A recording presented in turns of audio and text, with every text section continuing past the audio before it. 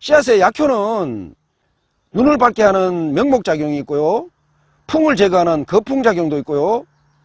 전기를 보호하는 익정작용, 지상부와 마찬가지로 자궁수축작용 등이 있습니다. 시청자 여러분 안녕하세요. 벼가 심어져 있는 이 논둑에는요, 지금 아주 예쁜 꽃들이 하얗게 피어 있습니다.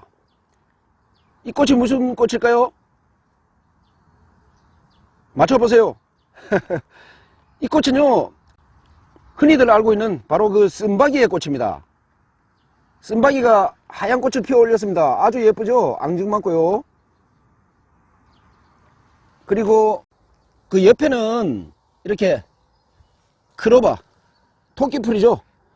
토끼풀도 요즘 한창 꽃을 피우고 있습니다.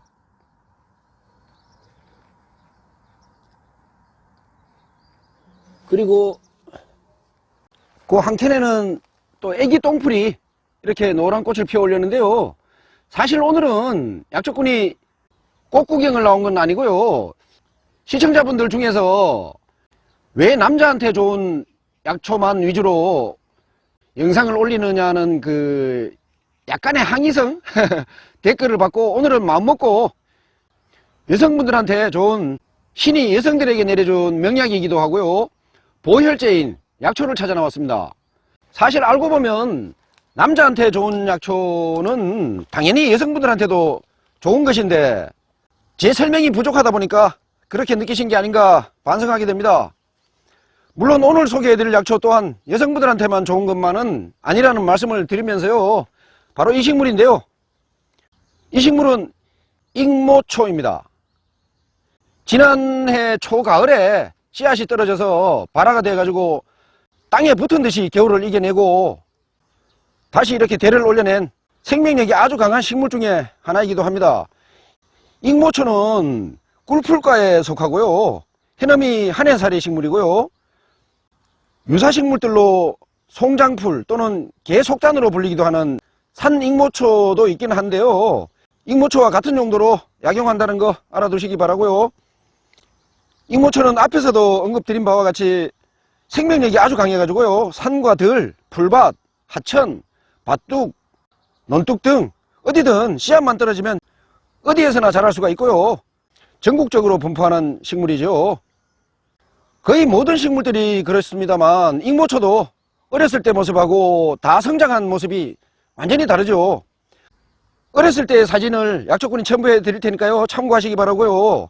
어렸을 때는 잎이 조금 넓게 갈라져 있지만은 성장하면서 이렇게 아래에서 위로 이렇게 올라가면서 잎이 점점 좁아집니다.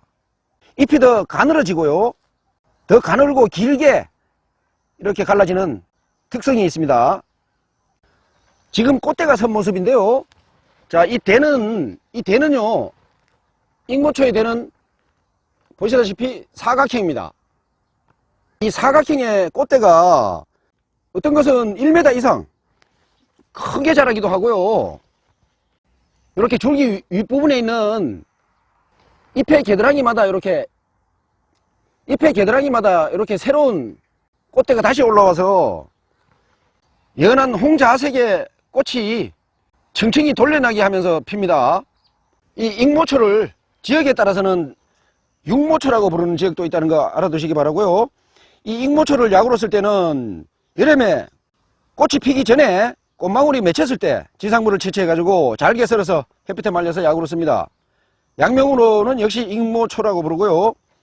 약재로서의 성질은 서늘하고 맛은 맵고 쓰고 쓴맛은 엄청 강하고요. 독성은 없습니다.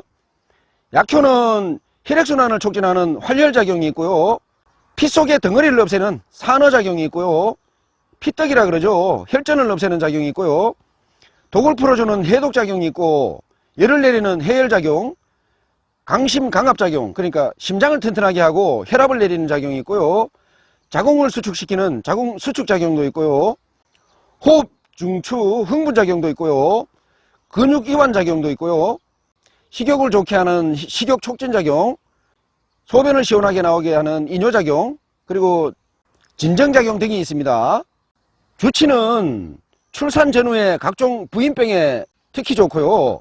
생리불순이나 생리통, 냉대하, 자궁탈출증, 불임증 등 옛날부터 부인까지란에 좋기로 이름난 약초이기 때문에 이름 또한 어머니를 이롭게 하는 풀이라는 뜻으로 익모초라고 부르는 것입니다. 그 밖에도 고혈압, 협심증, 동맥경화, 심근염, 신경과민, 그리고 더위 먹었을 때 수족냉증, 그리고 몸이 부은 부종 등에 쓰이고요.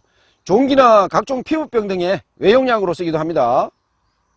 이 익모초를 내복 시에는 건조품을 기준으로 하루 10 내지 20g을 700cc의 물로 달여서 아침 저녁으로 나뉘어서 마시고요.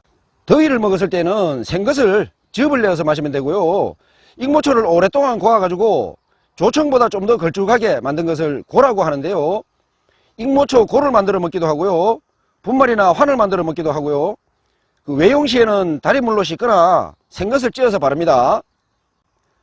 주의사항으로는 음기가 많이 부족하고 빈혈이 있는 사람들은 먹지 않는 것이 좋고요. 앞에서 자궁 수축 작용이 있다고 말씀드렸는데요. 두 가지 양면성이 있다고 보시면 됩니다. 임산부는 먹으면 안 된다는 뜻이고요.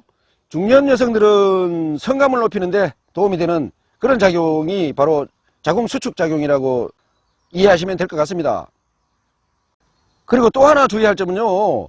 TV를 보다가 혀를 차는 경우가 종종 있는데요.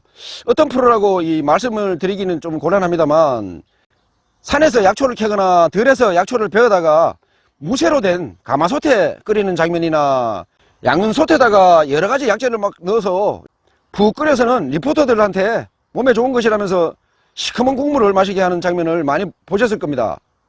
대부분의 약재는 쇠 종류하고는 반응을 합니다.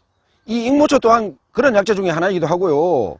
이 약재들은 가능하시면 토기류나 유리용기, 도금이 벗겨지지 않은 스텐 용기 등에 달여야 한다는 거 꼭 기억하시고요. 약재를 달이는데 가마솥, 양은솥, 옛날에 많이 사용했던 노란색 알루미늄 주전자가 웬 말이란 말일까요? 가능하시면 쇠로 된 용기에는 약재를 끓여서 드시지 말아야 한다는 거 꼭 기억하시면 좋겠습니다. 그리고 여성분들 꼭 기억해 두셔야 될 거요.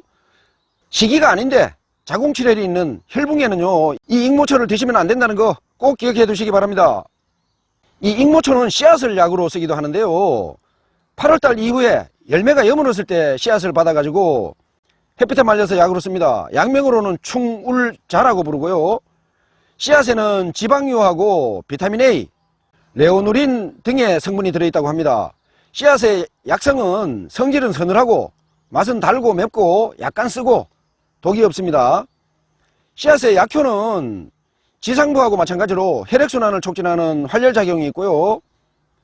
눈을 밝게 하는 명목작용이 있고요. 풍을 제거하는 거풍작용도 있고요. 열을 내리는 해열작용, 전기를 보호하는 익정작용, 생리를 조절하는 생리조절작용, 그리고 지상부와 마찬가지로 자궁수축작용 등이 있습니다. 씨앗의 주치는 혈액순환이 안 될 때 쓰이고요.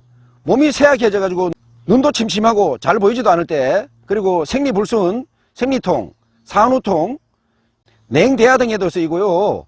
간열로 인한 두통, 안통, 눈이 충혈되었을 때에도 쓰이고요. 전기가 부족할 때 좋은 약이기도 합니다. 씨앗을 내복할 때는요, 하루 5 내지 10g을 500cc의 물로 달여 가지고 아침 저녁으로 나뉘어서 마시고요. 분말이나 환을 지어 먹기도 합니다. 씨앗도 주의사항이 있는데요. 씨앗의 주의사항은 지상부하고 동일하다는 말씀을 드리고요. 여름에 꽃을 따가지고 햇빛에 말려서 약으로 쓰기도 하는데요. 약명으로는 익모초화라고 부르고요. 약재로서의 성질은 서늘한 편이고 맛은 조금 쓰고 달고 독성은 없습니다. 꽃의 효능은 소변을 잘 나오게 하고 혈액순환을 좋게 하고요. 갖가지 부인병하고 출산 전후에 부인병에 좋고요. 종기나 피부염 같은 여러 피부 질환에도 쓸 수가 있고요. 여성분들의 보혈제다라고 생각하시면 될 듯 합니다. 꽃은 하루 5 내지 10g을 500cc의 물로 달여서 마시면 되고요. 익모초는 옛날에는 출산이 어려운 난산에도 쓰였다고 하는데요. 요즘 시대에는 맞지 않는 것 같아서 설명은 생략하고요. 임신이 잘 안 되는 불임증에는 옛날부터 그 민간에서 익모초를 푹 꼬아가지고 끈끈하게 졸인 익모초 고를 만들어 먹기도 했다는 말씀을 전해드리면서 익모초 이야기를 마치고자 합니다. 영상이 마음에 드셨다면 엄지척 좋아요를 눌러주시기 바랍니다. 약초꾼이었습니다. 항상 건강하세요.